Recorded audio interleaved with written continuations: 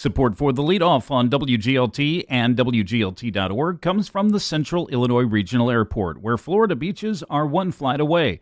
Featuring nonstop service on Allegiant Airlines to Tampa, St. Pete, and Orlando Sanford from Bloomington. Close, convenient, CIRA. More at CIRA.com. The ACLU is pushing for strict controls about how police can use license plate reading cameras. It's one of the things you need to know to start your day for Tuesday, September 2nd. I'm Ryan Denham, and this is WGLT's The Leadoff. Now let's lead off with a call for greater scrutiny of automatic license plate reading cameras in Illinois. WGLT's Eric Stock reports. The American Civil Liberties Union raised lots of concern when Bloomington Police and later Normal Police bought the cameras 3 years ago. Police say they only use the cameras to investigate serious crimes, and they say the cameras have been effective. The ACLU pushed for strict controls about how police can use the technology and how data can be shared. Illinois Secretary of State Alexi Giannoulias now says camera company Flock broke state law by sharing data with the federal immigration officials and ordered them to stop, which Flock did. Ed Yonka with ACLU of Illinois says law enforcement now needs to ensure that doesn't happen again. I think it is worth a discussion about putting even more stricture around the sharing of that data and the use of that data, especially now that we have examples where it's been shared with people who are more prone to misuse it. The ACLU is also preparing for a legal fight with the Trump administration over the president's executive order to try to revoke federal funding for states that have banned cash bail, like Illinois. Again, Ed Yonka. Donald Trump cannot commandeer the operations of the state of Illinois simply because he disagrees with a policy. And so we will fight that in every way that we can. Yonka says he expects the courts would block any attempt to defund law enforcement agencies that don't comply with the president's order. For The Leadoff, I'm Eric Stock. Here's some other stories we're following in the WGLT newsroom. The new $7 million McLean County Animal Services facility is officially open.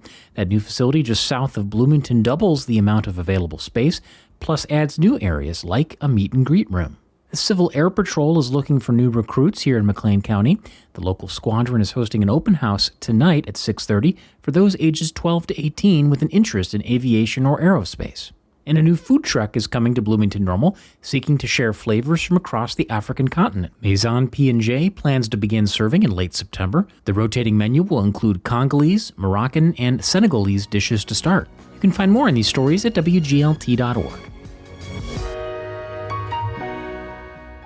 Heartland Theater Company opened its 39th season last week, with a time-traveling battle of the sexes running through September 13th at their theater in Normal. The production marks Kathleen Kirk's return to the director's chair after a bit of a hiatus. The longtime Heartland board member tells WGLT's Lauren Warnicki Venus and Fur was a show she simply could not refuse.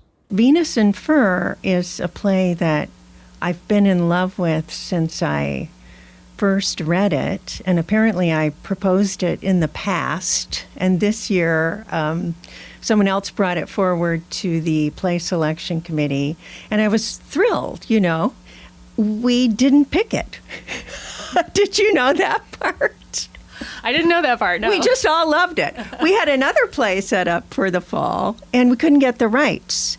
And because this is a play with just two characters, when Reese was looking at, which of the plays that we discussed and we really liked could we fit in here at the last minute, it was this. Venus and Fur comes from a 19th century novel, if I'm not mistaken. And you made mention to, both the play from a few years ago and the Roman Polanski film, both of which are very distinctly not 19th century.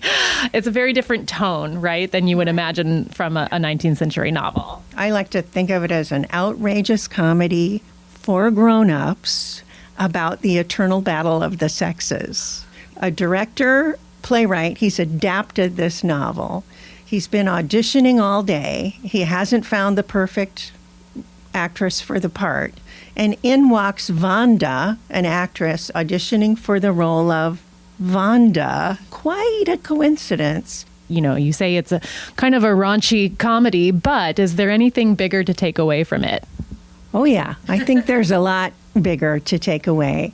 Sakar Masak, who wrote Venus and Fur, the novel, was a social utopian, a progressive thinker, interested in the equality of the sexes, though living back then in the 1800s. So if we see this play and walk out the door talking about what's going on between the man and the woman, what's still going on, who really has the power from moment to moment in this play.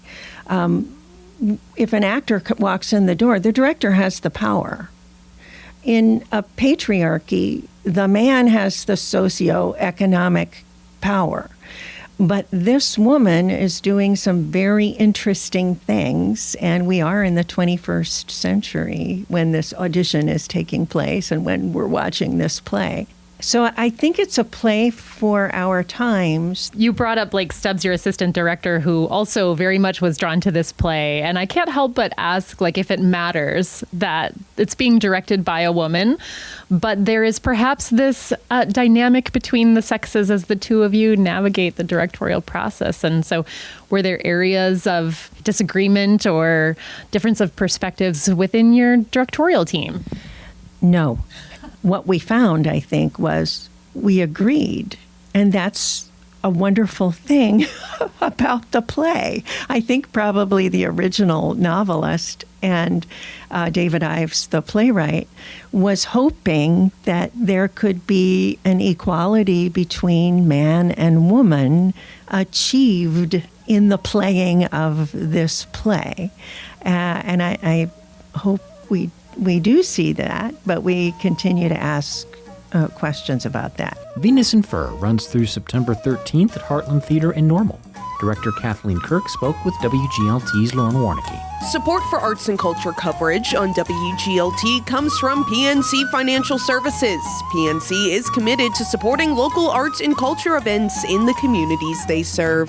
Before that you go, the Normal Town Council meets tonight at 7. It's a very light agenda coming off the Labor Day holiday with no action items expected. And that is it for today. I'm Ryan Denham. The show is produced by Cheyenne Brown.